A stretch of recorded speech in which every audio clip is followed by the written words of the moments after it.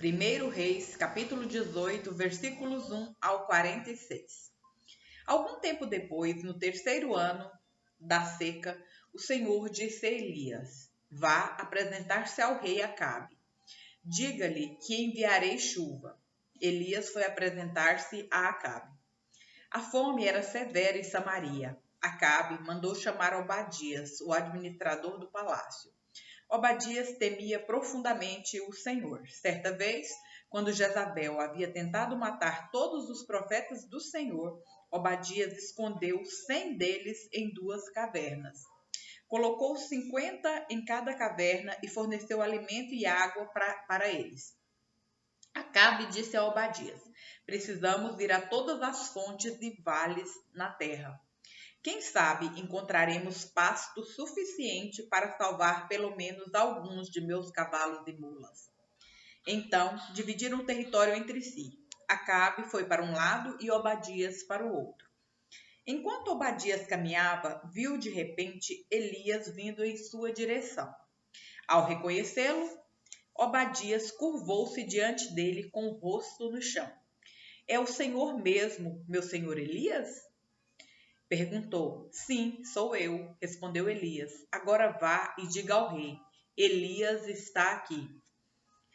Obadias, porém, protestou. Que mal lhe fiz para que me envie para morrer nas mãos de Acabe? Pois, tão certo como vive o Senhor seu Deus, o rei procurou em todas as nações e reinos da terra de uma extremidade à outra. E cada vez que lhe diziam, Elias não está aqui, o rei Acabe fazia o rei daquela nação jurar que tinha falado a verdade. E agora o Senhor diz, vá e diga ao rei, Elias está aqui? Mas assim que eu o deixar, o Espírito do Senhor o levará embora. Sabe-se lá para onde. E quando Acabe chegar e não o encontrar, ele me matará. E, no entanto, tenho servido fielmente ao Senhor toda a minha vida. Ninguém lhe falou da ocasião em que Jezabel tentou matar os profetas do Senhor? Escondi 100 deles em 2 cavernas e lhes forneci alimento e água. E agora o Senhor diz, vá e diga ao rei, Elias está aqui.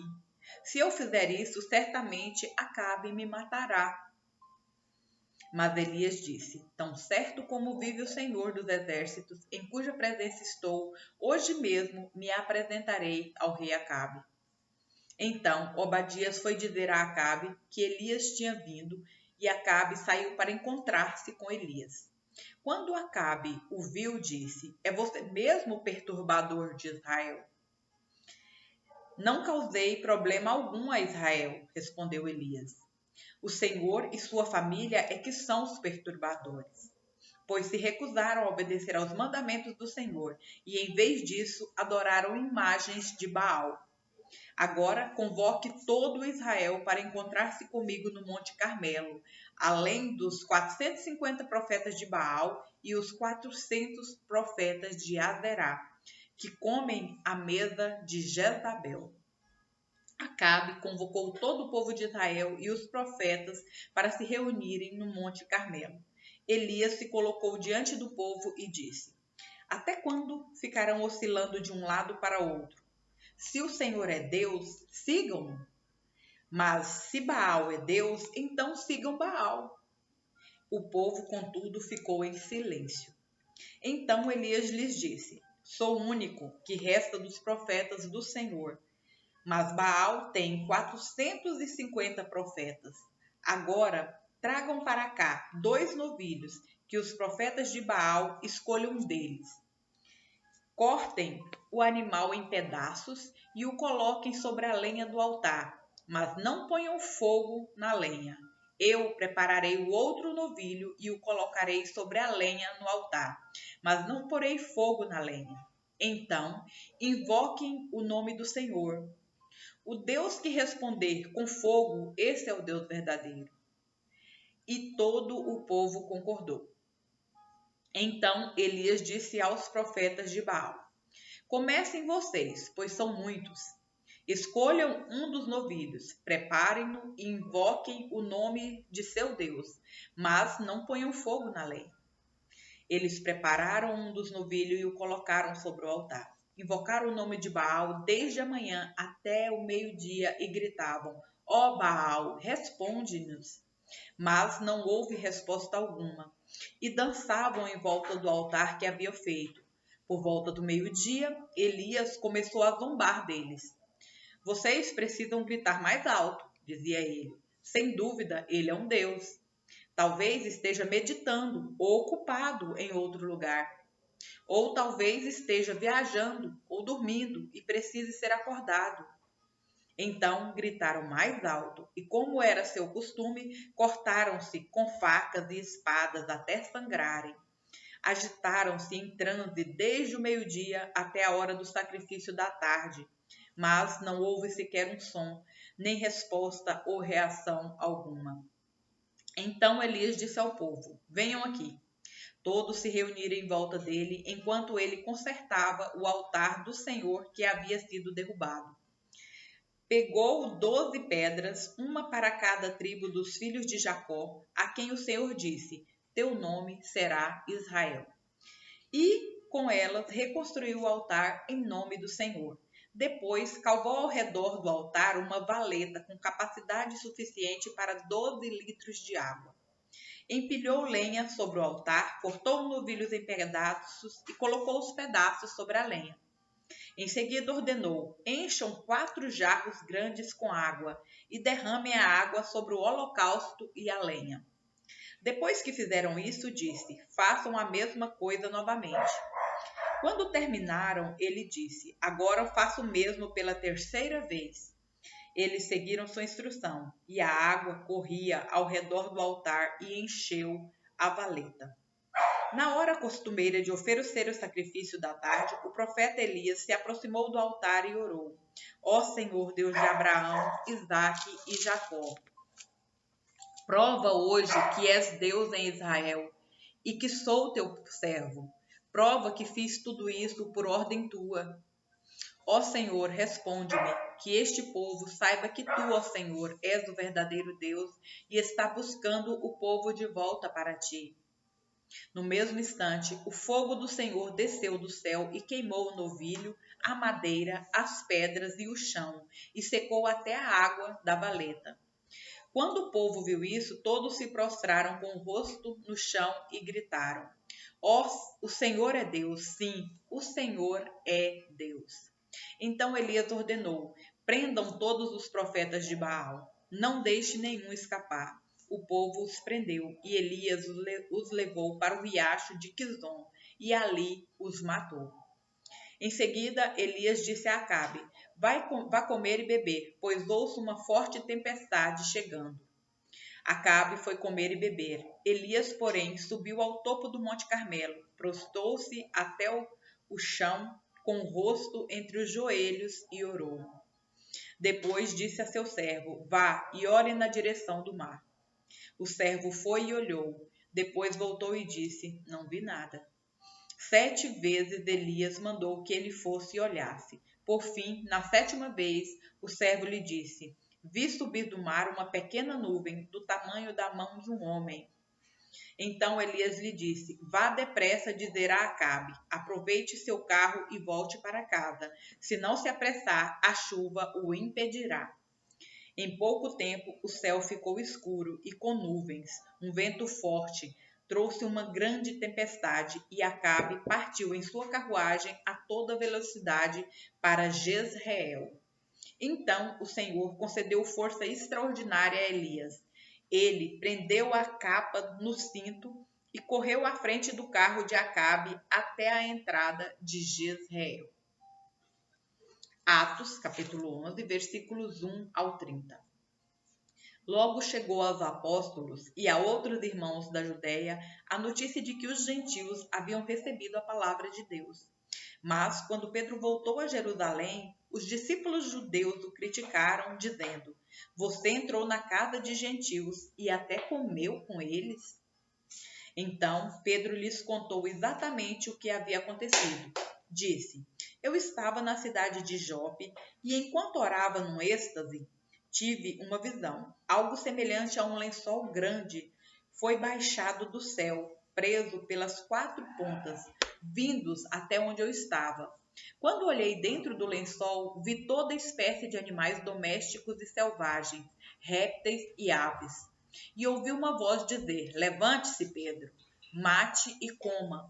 Eu respondi: De modo nenhum, Senhor. Jamais comi coisa alguma que fosse considerada impura ou imprópria. Mas a voz do céu falou novamente: Não chame de impuro o que Deus purificou. Isso aconteceu 3 vezes, antes que o lençol, com tudo que ele continha, fosse recolhido ao céu. Nesse momento, 3 homens que haviam sido enviados de Cesareia chegaram à casa onde eu estava hospedado. O Espírito me disse que eu fosse com eles, sem nada questionar. Esses 6 irmãos me acompanharam e logo entramos na casa do homem que havia mandado nos buscar. Ele nos contou como um anjo havia aparecido em sua casa e dito: Envie mensageiros a Jope e mande buscar Simão, também chamado Pedro. Ele lhe dirá como você e toda a sua casa podem ser salvos. Quando comecei a falar, o Espírito Santo desceu sobre eles, como ocorreu conosco no princípio.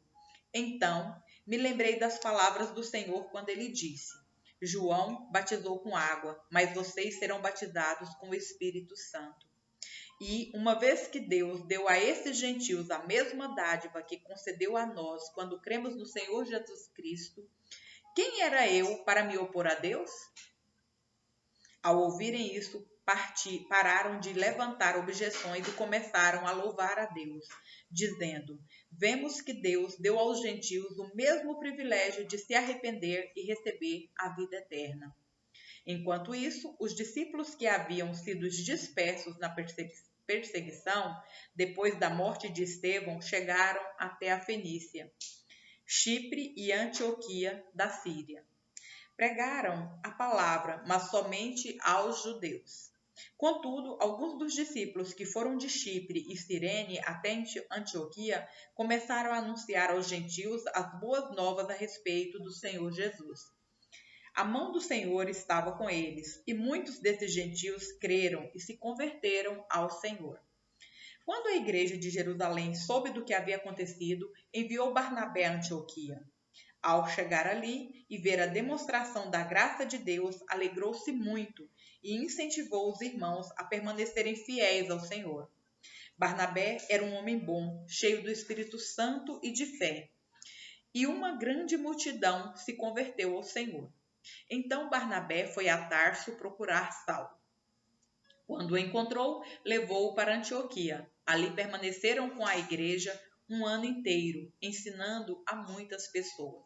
Foi em Antioquia que os discípulos foram chamados de cristãos pela primeira vez. Durante esse tempo, alguns profetas viajaram de Jerusalém a Antioquia. Um deles, chamado Ágabo, pôs-se em pé numa das reuniões e predisse pelo Espírito que uma grande fome viria sobre todo o mundo romano. Isso se cumpriu durante o reinado de Cláudio. Então, os discípulos de Antioquia decidiram enviar uma ajuda aos irmãos na Judéia, cada um de acordo com suas possibilidades. Foi o que fizeram, enviando as doações aos presbíteros por meio de Barnabé e Saulo. Salmos, capítulo 135, versículos 1 ao 21. Louvem o nome do Senhor, louvem-no vocês, servos do Senhor. Vocês que servem na casa do Senhor, nos pátios da casa de nosso Deus. Louvem o Senhor, porque o Senhor é bom. Celebrem seu nome amável com música. Pois o Senhor escolheu Jacó para si. Israel é seu tesouro especial. Sim, conheço a grandeza do Senhor. Nosso Senhor é maior que qualquer outro Deus. O Senhor faz tudo como deseja, nos céus e na terra, nos mares e em suas profundezas. Faz as nuvens subirem sobre toda a terra, envia os relâmpagos que acompanham a chuva e manda o vento sair de seus depósitos. Matou o filho mais velho de todos os lares egípcios, tanto das pessoas como dos animais. Realizou sinais e maravilhas no Egito contra o faraó e todo o seu povo. Destruiu grandes nações e matou reis poderosos. Seom, rei dos amorreus, Og, rei de Bazã, e todos os reis de Canaã. Entregou a terra deles como herança, sim, como herança a seu povo Israel. Teu nome é Senhor. Teu nome, ó Senhor, permanece para sempre. Tua fama, ó Senhor, é conhecida por todas as gerações, pois o Senhor fará justiça ao seu povo e terá compaixão de seus servos. Os ídolos das nações não passam de objetos de prata e ouro, formados por mãos humanas. Têm boca, mas não falam, olhos, mas não veem, têm ouvidos, mas não ouvem. Em sua boca não há fôlego de vida. Aqueles que fazem ídolos e nele confiam são exatamente iguais a eles. Ó Israel, louve o Senhor. Ó sacerdotes, descendentes de Arão, louvem o Senhor. Ó levitas, louvem o Senhor. Todos vocês que temem o Senhor, louvem o Senhor. O Senhor seja louvado desde Sião, pois ele habita em Jerusalém. Louvado seja o Senhor. Provérbios, capítulo 17, versículos 12 ao 13. É melhor deparar com uma ursa, da qual roubaram os filhotes, que confrontar um tolo em sua insensatez. Quem paga o bem com o mal, sempre terá o mal em sua casa.